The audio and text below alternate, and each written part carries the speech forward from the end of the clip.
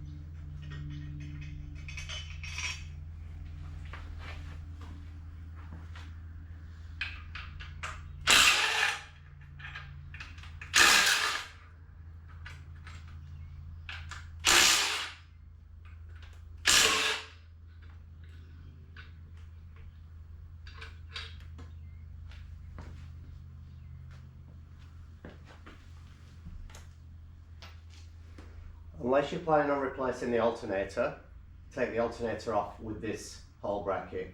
It's a lot easier to do it that way.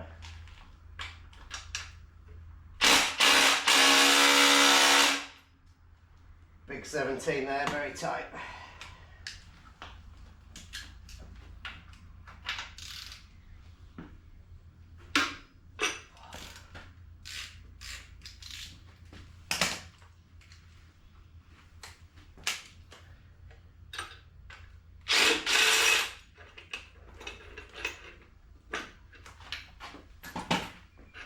I normally leave these in. From memory, all these 14s are the same length, but just in case everything was different length, I normally leave the bolts in where they go, so that when you put it back together, everything's just ready to go. And then you just lift that whole assembly off. Alright, these 22mm crank bolts are normally pretty tight, so you can either try and lock the flywheel and get a breaker bar on it, or if you've got a rattle gun, a pretty powerful one. This thing's very small but very powerful. If this don't get it, we're going to struggle. Let's see how we go.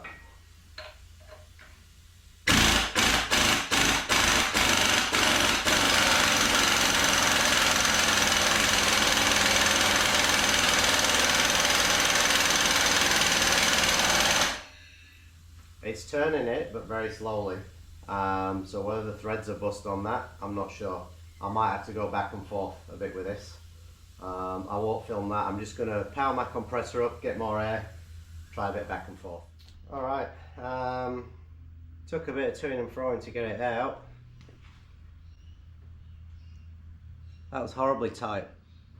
So that's going to be some damaged threads in the crank there. Luckily, if I can find it,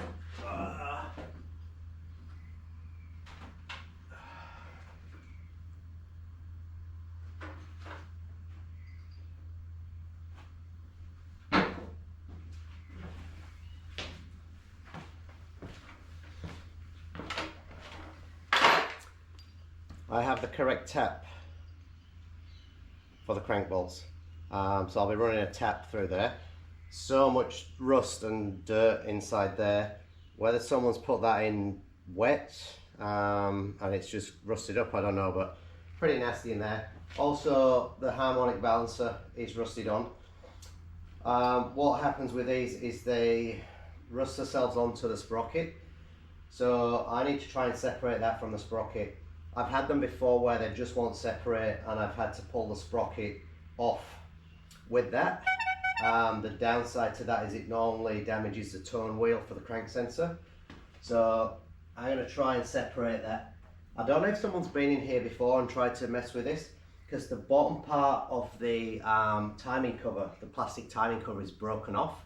So whether someone's been up with that, something in there before, I don't know. So I'm going to struggle with that and then I'll come back to you with that. Alright, I think it's started to move and I'll show you what I've done to do it.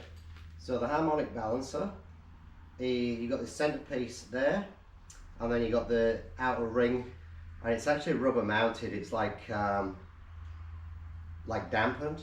So you don't want to hit this outside because it's rubber damp, so you want to hit this inside. And what I'm doing is pulling this side towards me while hitting this side in. And I heard the note change, that's how I know it's coming. And then pull this side, hit that side, same on this side, same on that side. And basically I'm just going to keep going at that. I'm going to try and spray some WD-40 down in there to free it off. But yeah, it's moving, but it's still very solid, so I won't bore you with that. Alright, that's moving. But I'm starting to think now that the movement is the crank sprocket coming with it. So I don't want to force it anymore because, like I say, the tone wheel on the crank sprocket might get damaged. So it's unlucky for me that this is broken here because I'm going to have to buy a new one. But it's also lucky for me because I can take this timing cover off with this on. Normally you can't do that because it wraps around. So I'm going to get the timing cover off so I can see what's happening.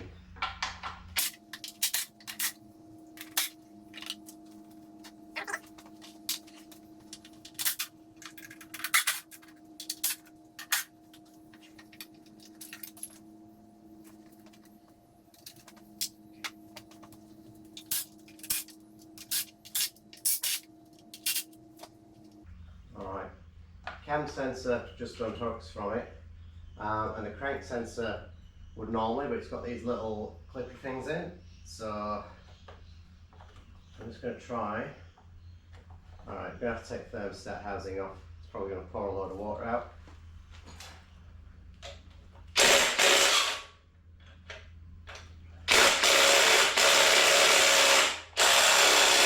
Tight.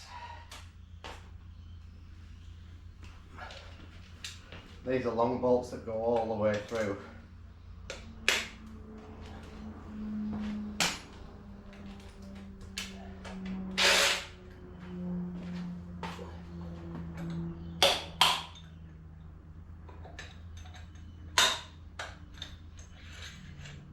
See the length of them.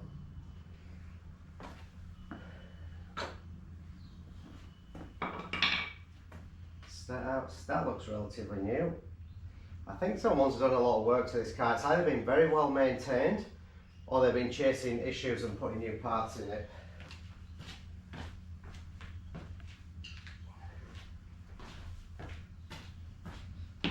I think it was a backpacker car, so probably well maintained.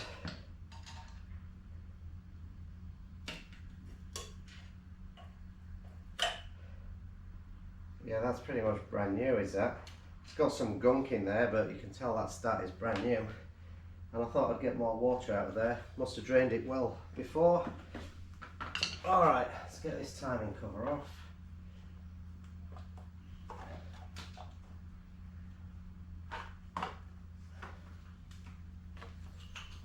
I'm just going to swing it around. Just let it sit there a sec. And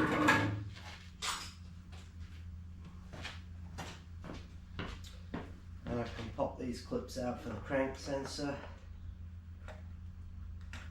1, 2. Alright, let's see what's happening.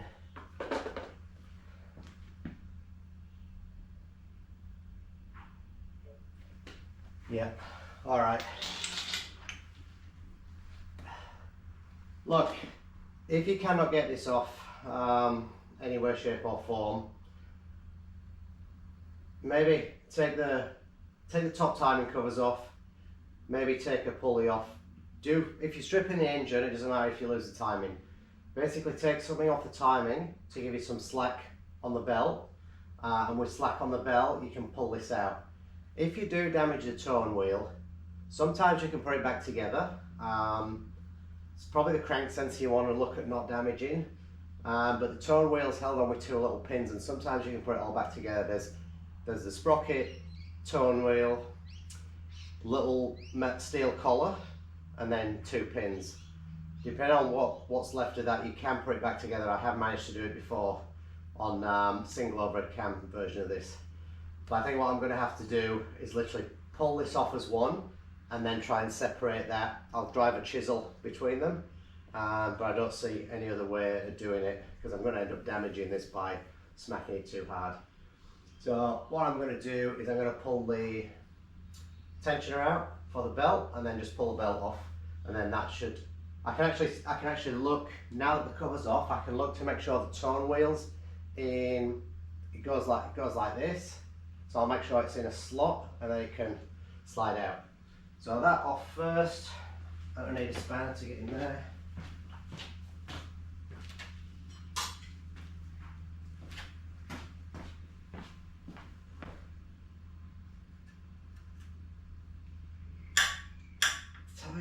Tight stuff on this. Either it's been worked on by an absolute beast, or a lot of this stuff's not been touched for many years, because everything's very tight.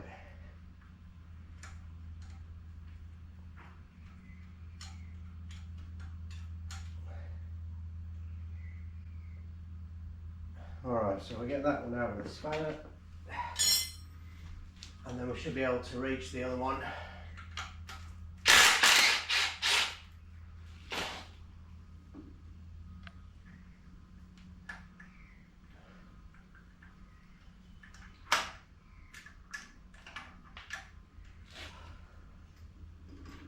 See, even that's tight, just getting that bolt out because of the angle.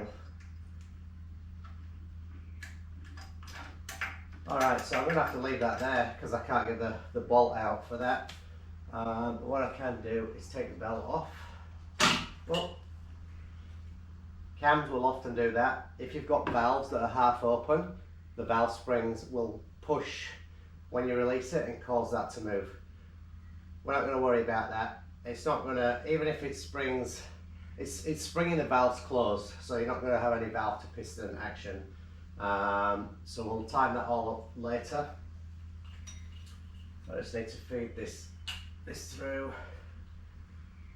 Right, we'll leave that there. So I can see my tone wheel is in a safe spot there. I just need to lift this out of the way. I'll probably just take it off while I'm here.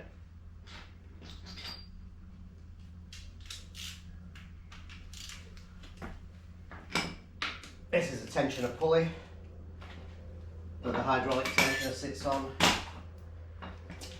I wish that had come off and then I could have given you a logical way of doing all this timing, but when you're stripping, this is not a major concern. It's when you're putting stuff back together that stuff has to be timed up. So that's that off. Might be able to squeeze this out now.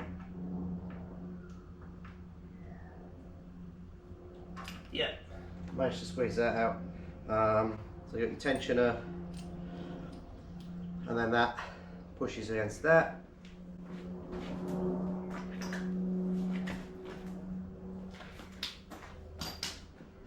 get the belt off now. Belt off. Belt is actually in very good condition. That's not very old. Let's say that's done less than 50,000 kilometers. It's still got the writing on it.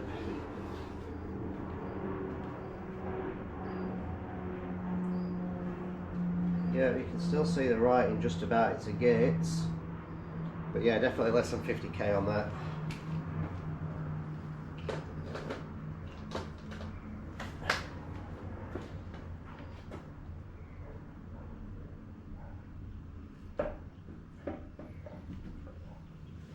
Oh, right.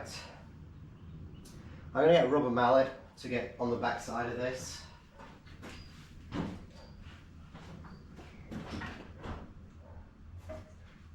Not a rubber mallet, sorry, a dead blow mallet. It's like plastic. Gives a bit more force than a rubber mallet.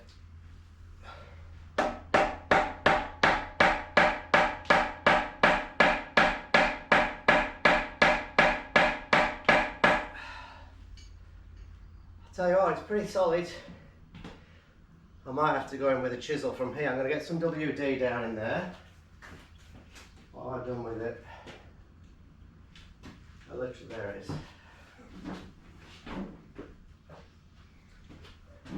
Excuse the mess in my garage, by the way. I got way too many projects on the go at once. This was meant to be on the back burner, but I'm keen to get this motor running, so kind of brought this project forward.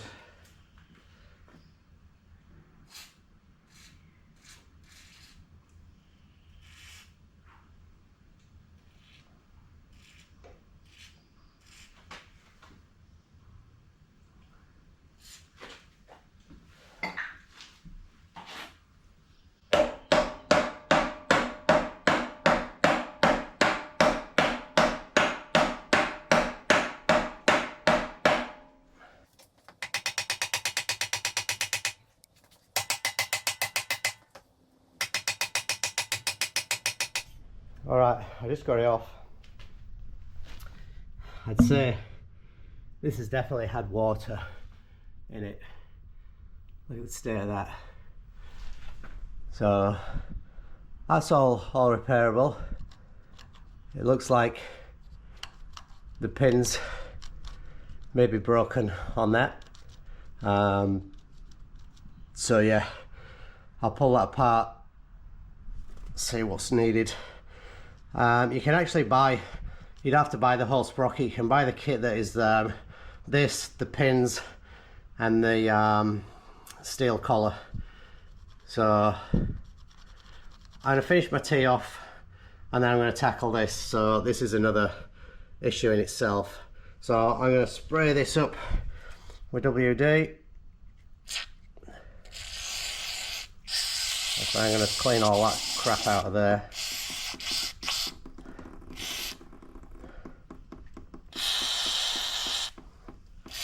Leave that to soak, go finish my tea, and then tackle this. We may have to wedge something in there to try and get that out. This is going to be the same as the balancer.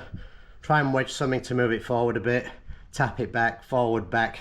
All you're doing is freeing up all that crap. We are probably going to wreck this even further doing that, but it looks like I need a new one anyway, because that's for the timing. With that like that, the car's not going to run. Alright, while I was just waiting for this to soak in, I took the liberty of running the tap through it. It's an M14 by 1.5, should you need one. Readily available off eBay, I think it was like 30 bucks. You might be able to get one at your local hardware store. I like to order stuff offline because if I'm not in a rush for anything, I'll just get it delivered to my door rather than having to travel out and buy it. And I think that's cleaned up nicely. It was a bit rough going in, but incredibly smooth coming out. So I'll clean all that out. And then I might just run it through again. Let's see if we can get a light on there to see if you can see any better.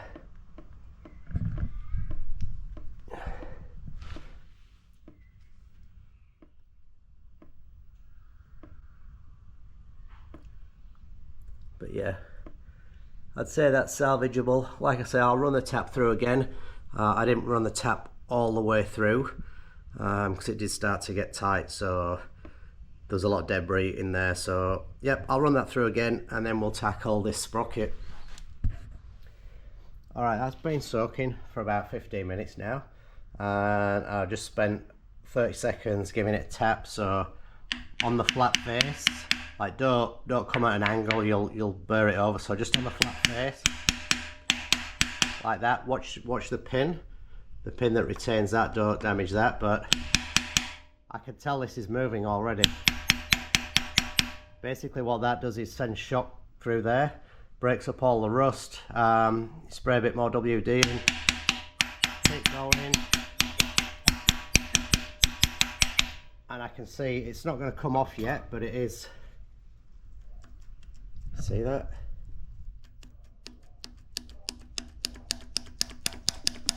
It's loose. So I'm going to just keep tapping backwards and forwards, tapping backwards and forwards. I might have to get a small pry bar behind that.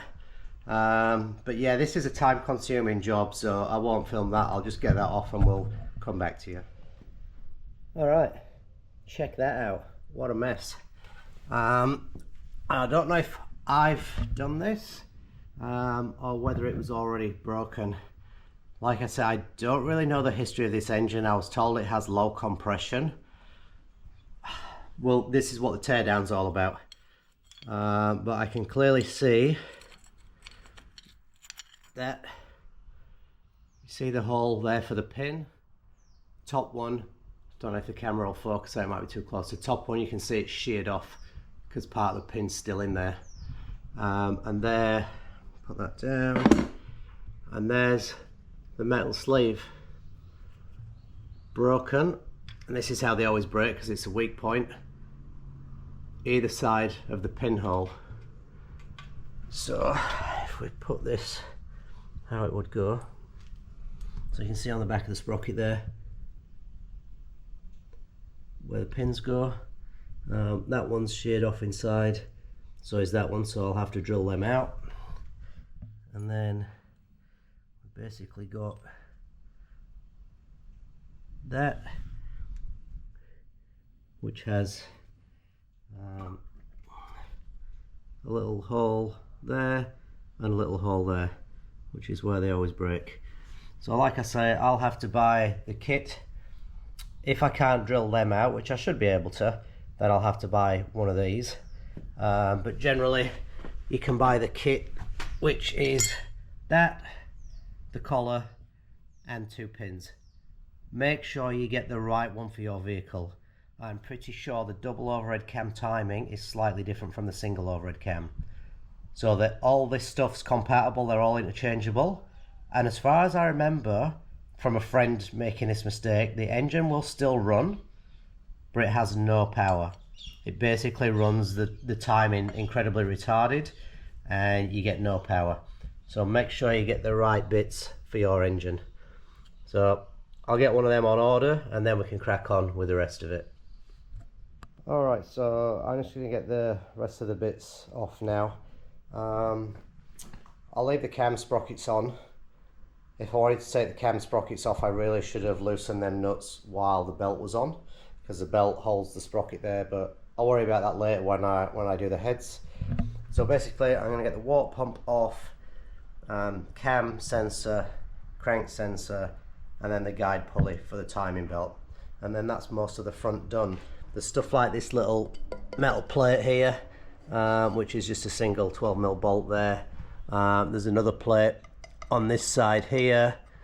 I'm not sure if that, yeah, that might be behind this here, so that possibly comes off with the head, so we can leave that for now and worry about that later, but we'll get them other bits off first. Then we'll get the water pump, it's not the water pump, sorry, the thermostat housing. So it has the pipe that runs down the back. So we unbolt this from the top. The pipe at the back, I'll show you, basically has that bolt retaining it, and then that just pulls out of there. That's a rubber O-ring in there. So yeah, let's crack on. I'll show you this while we're here as well. We've got the crossover pipe, which links the two heads with the coolant, and it has one of the heater hoses. I don't know if that's the feed or the return. I'm guessing that's the feed, straight out the head. That will be nice and hot. And then this one will be the return, which runs through the valley under the inlet manifold. A lot of this stuff's tight. This is a pretty powerful gun.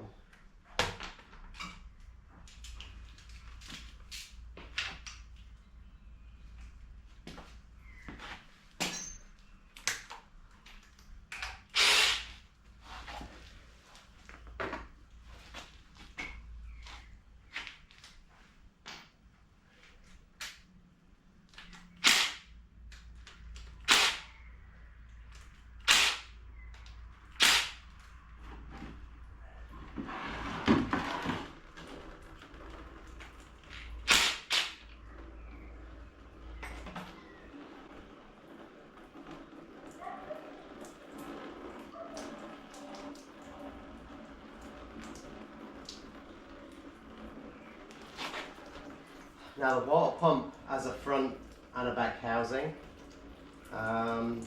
If you're buying an aftermarket water pump, you can buy just the water pump with the front housing. You can buy the water pump that comes with the rear housing. I'm guessing that this doesn't look new, so I'll replace it, but I always replace the rear housing as well. So the 10s hold the front and rear housing together, the 12 hold the whole lot on.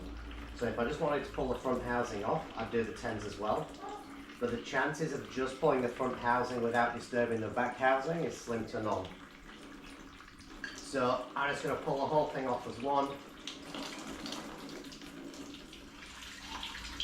Actually, just while that's draining, I'm going to pull these little, these are just like little infill panels, basically just to make sure the timing area is all sort of covered.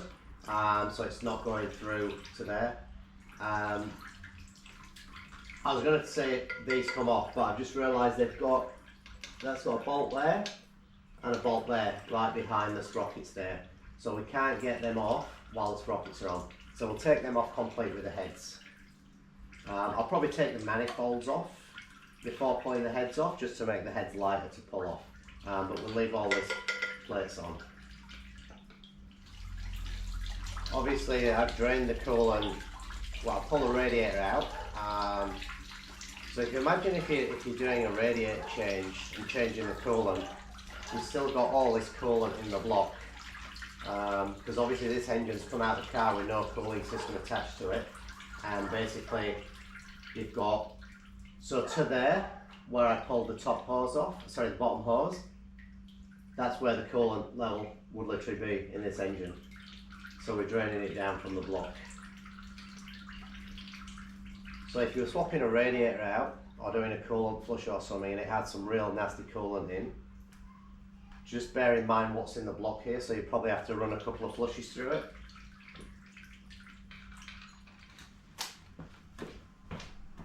So I'm going to pull the retaining bolt out the back for this pipe.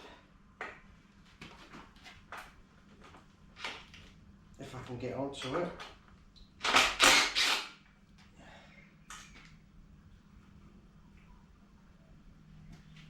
I'm just going to get a bar under that and just free it off. I'm not going to pull it out because it will bend it.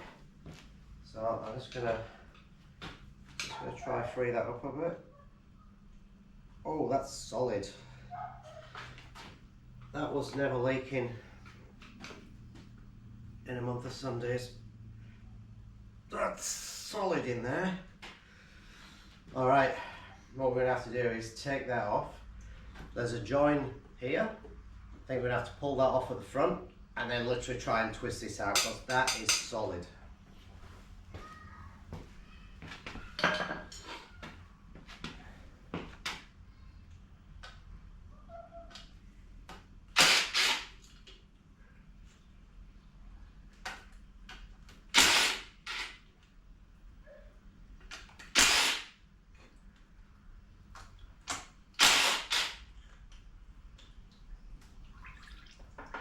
Alright, there's a tiny little hose on here. These hoses are normally the cause for blown head gaskets on these because they're so tiny and so hidden out of the way that they get missed, forgotten about, not really easy to inspect.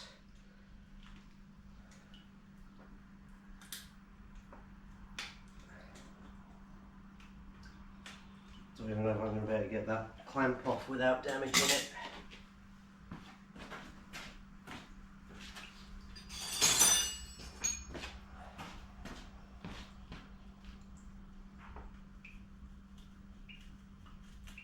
I feel that's very rusty and very sort of crunchy sounding in there. But the hose ain't too bad actually, it's got a bit of swelling but it's all pretty solid. Alright, so pull this front section off.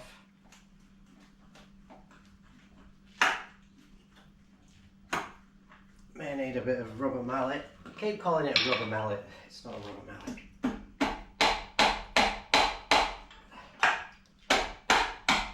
There we go. This engine's weird. You got stuff like that looks like it's been rusted on there for 1,000 years. And then you got this O-ring, which I can tell is not new, but is in fantastic condition to the point I'd even use that again.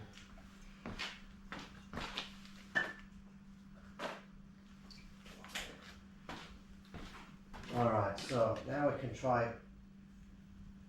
That's not even going to twist.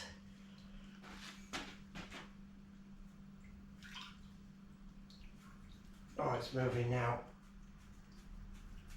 That's solid in there. There we go. Stupid clamp in the way, let me get that clamp out.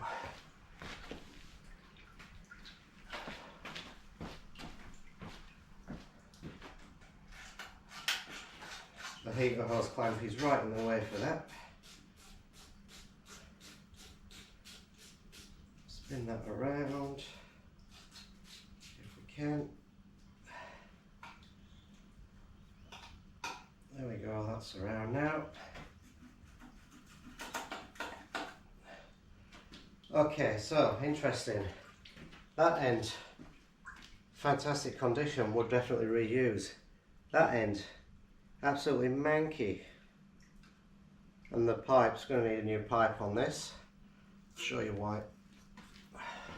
I don't know if you'll be able to see.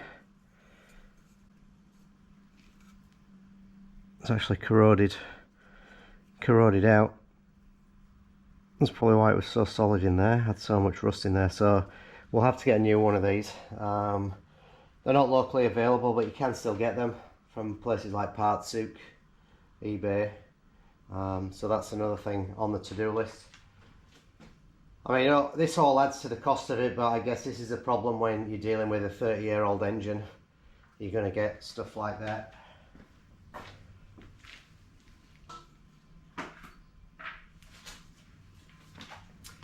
You can't see it, I'll show you. I was going to say you can't see. When you're pulling stuff apart, just lay stuff out in a logical order. You're probably thinking that looks like a big pile of mess to me, but basically we're working in like a zigzag pattern.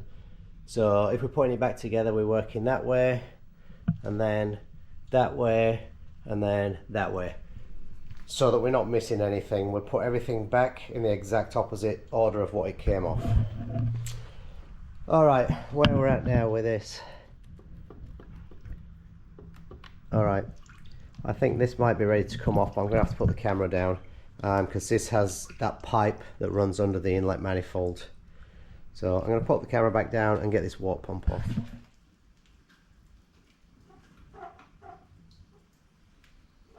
Alright, that should come out now. I think it's just the pipe that has an O-ring on, just like that one. So that's just probably tight on the O-ring. Where's the mallet? Oh, it's right here.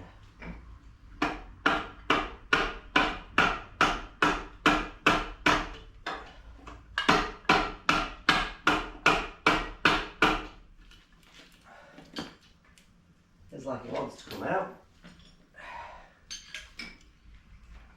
So these little things that I wanted to take off look like they're what's holding it in place. Where they're just bent a little bit. Let me just try tapping that back.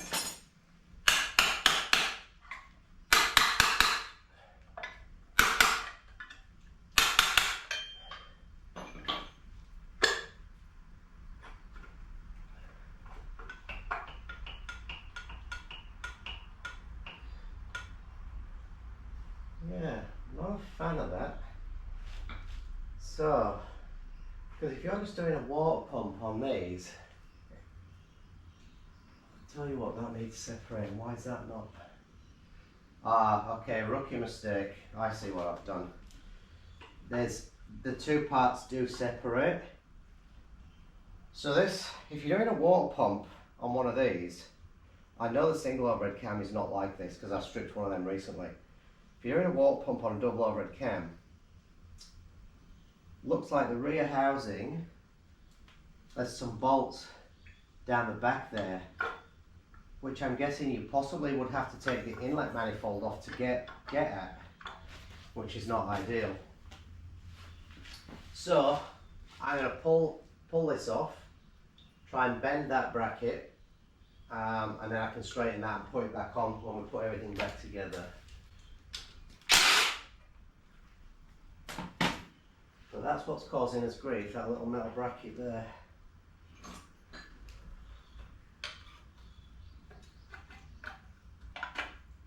Right, that's just bent out of the way. So this should just come out there. There we go.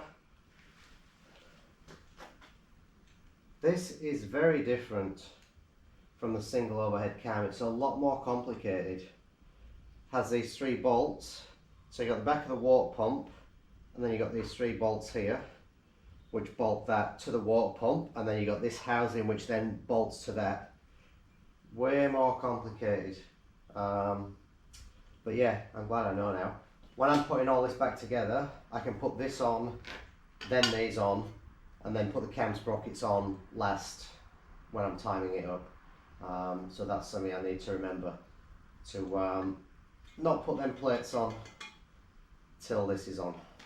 But there's the water pump, rear housing, front housing. Actually feels nice, but you wouldn't come this far and not replace it unless it looked brand new.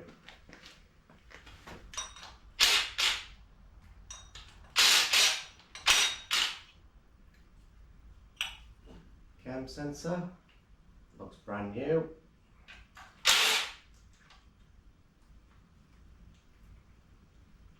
What's my bolt in there?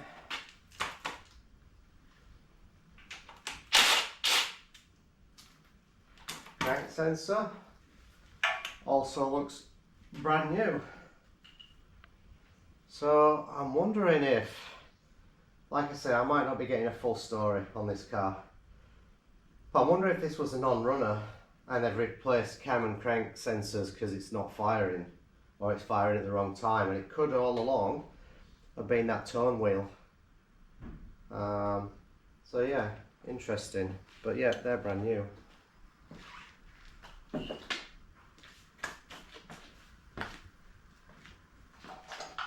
Alright, we've still got the coils and the leads on.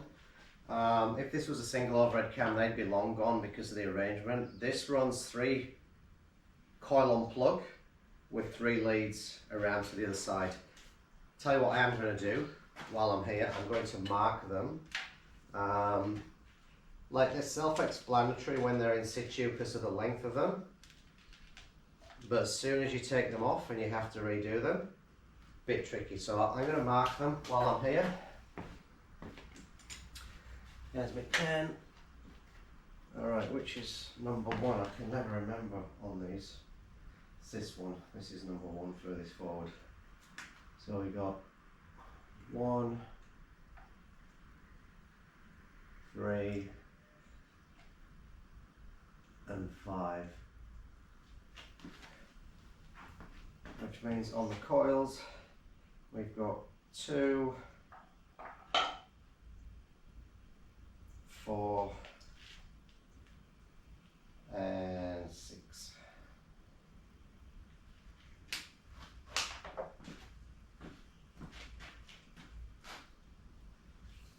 They have a nice little plastic bracket on the back here to retain these. Now I'm surprised that's still intact.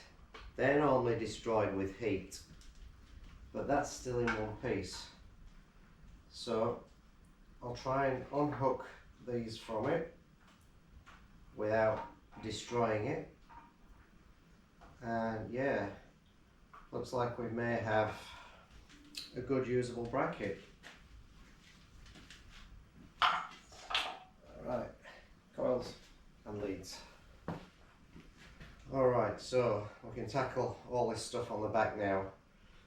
There's this bracket for the manifold, crossover pipe.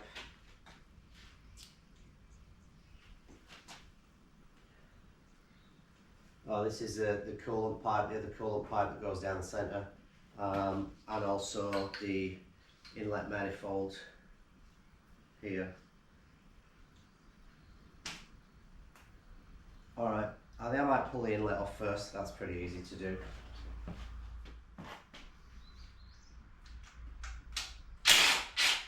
When you pull this inlet manifold off, just carefully don't lose the washers. They're a special kind of spring washer. I'll show you one in a minute if you're not familiar with them.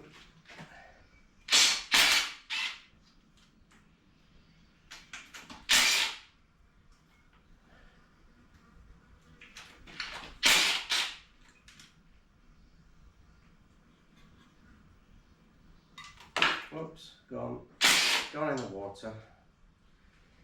Common. Okay.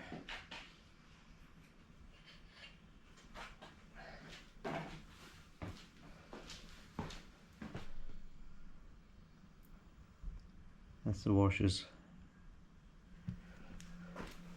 Manifold can come off. Bringing the PCV valve with it.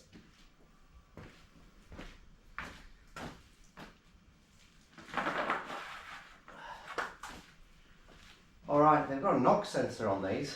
They don't use a knock sensor on the single overhead cam. We can leave that in for now because that's attached to the block, but the knock sensor will have to come out. Looks melted. This engine's obviously got hot, so I will test that later. But let's get all this stuff off the back here. What we got.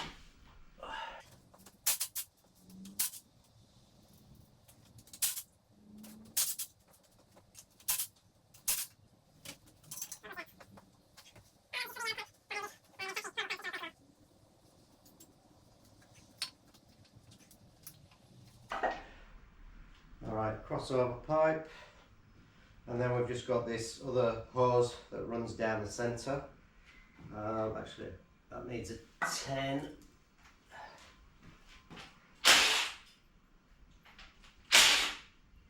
So I'll go grab the 10, put this stuff away.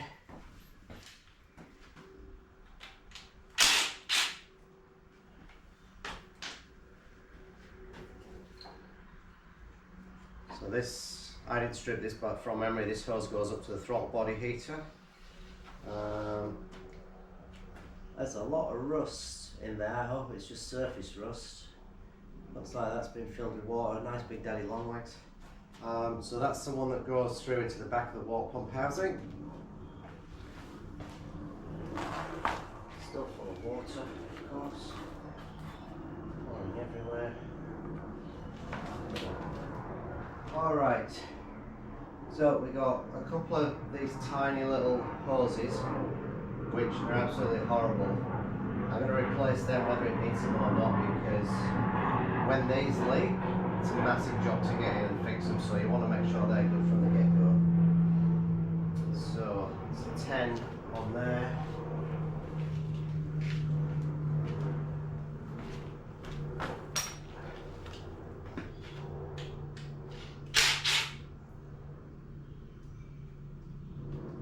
And then I'll remove that from the head.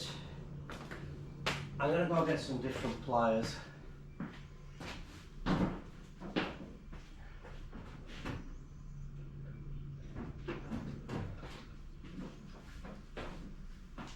45-degree bend.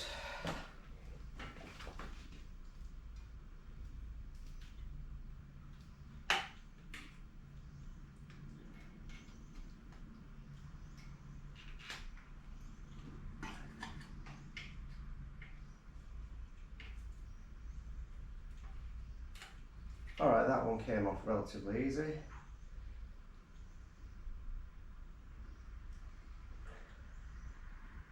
it off here now.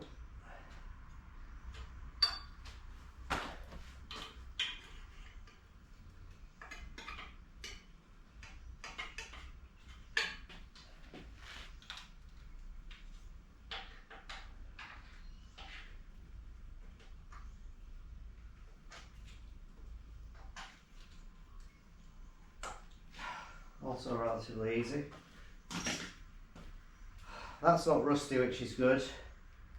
The other one's a little bit rusty but not rotten, so these pipes come through to these little things here. I'll have to have a look. Obviously they have a little, I don't know if it's like a bleeder system or what, because they're very thin pipes. So that's to the head, and then that's linked across to the other head, and then that comes up to that thermostat housing. They don't have that on the single overhead cam. I can see why they didn't run this engine for long. I think they ran it for 2 years and then went back to a single overhead cam. This is a very complicated engine, but it makes 15 more horsepower than the other one, so that's why I'm running with this. They're a good, strong, powerful, good revving engine. The single overhead cam's no slouch, but these are a lot of fun. So I'm going to do a little bit of work to try and get a bit more power out of it. So yeah.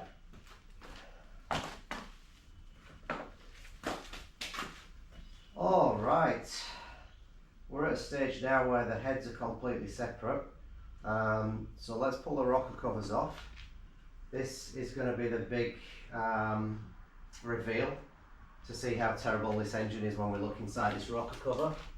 I'm hoping it's not going to be carbon central, but let's find out, shall we? So this is the bank that apparently had no compression, or low compression.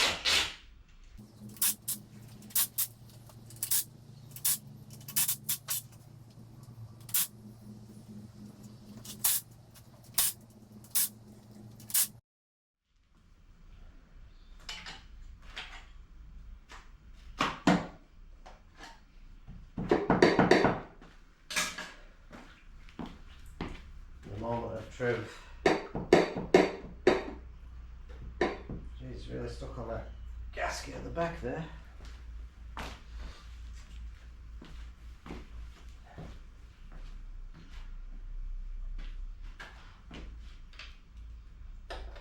There we go. Nice. That's nice. I'm happy with that.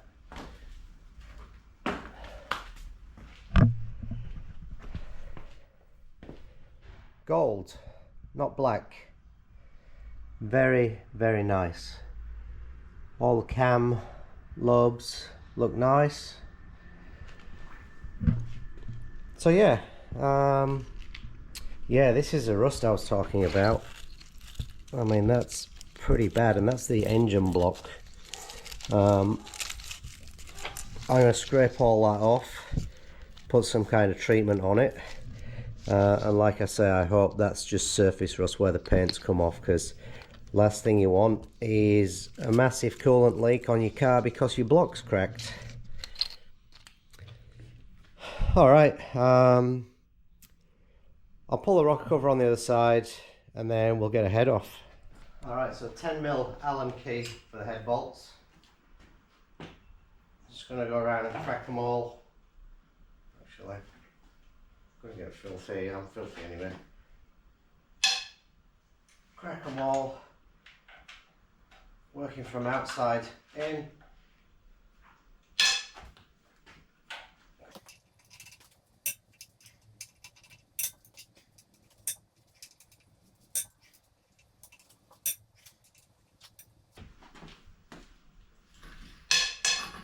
It's alright. Alright. When we get the head lift. You sometimes get some crap running out, so we'll put that there.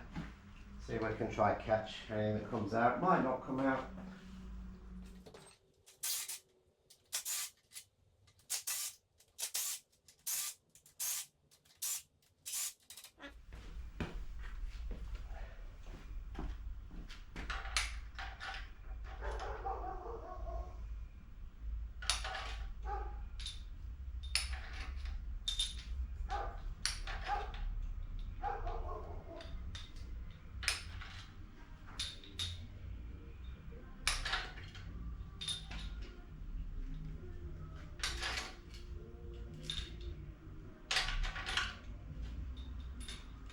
Don't forget the washers.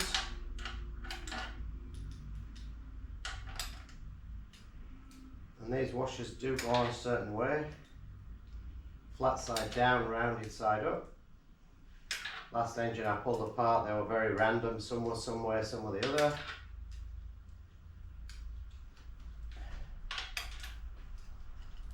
Alright, head is ready to lift off. Give myself some space down here to put it on the floor.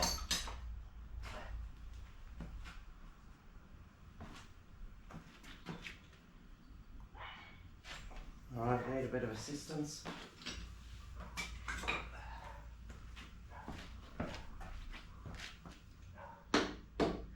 Oh yeah, that was nearly gone then. Oh, I was going to pull that off and I didn't. That's probably what just saved me. Alright. Yeah.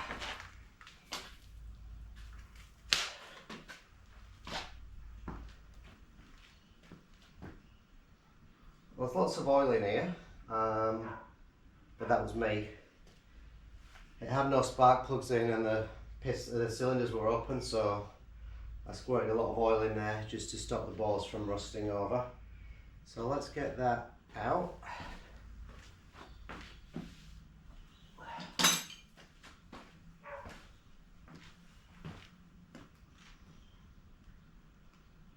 Like on first inspection, I can still see the crosshatch on the bores.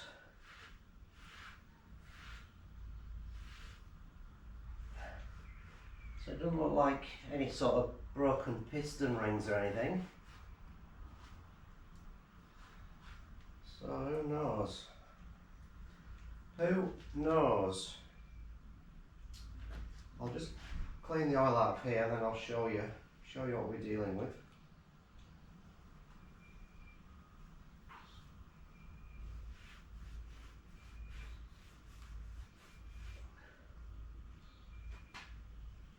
Looking at the head gasket, doesn't look like the head gasket's blown. The head gasket is very much intact. So why this would be down on compression just on one side is a little bit of a mystery.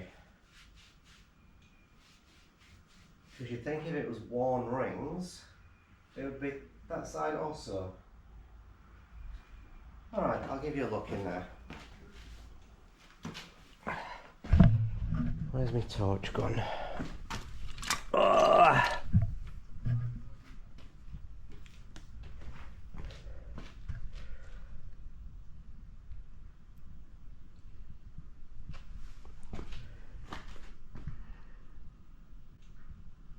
That all looks very good to me. I guess when we pull the pistons out it might give us a different story.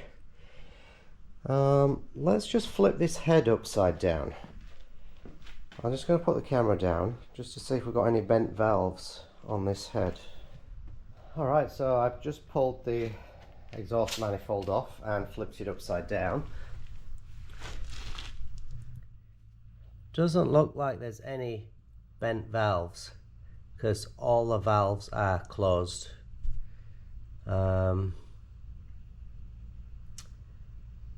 Yeah, so I think that's probably it for this video. I think I'll do the part 2 when we do the bottom end teardown, and hopefully that's when I'll find something sinister, which will explain what's going on with this engine. Alright, so check out part 2. I will post the link in the description.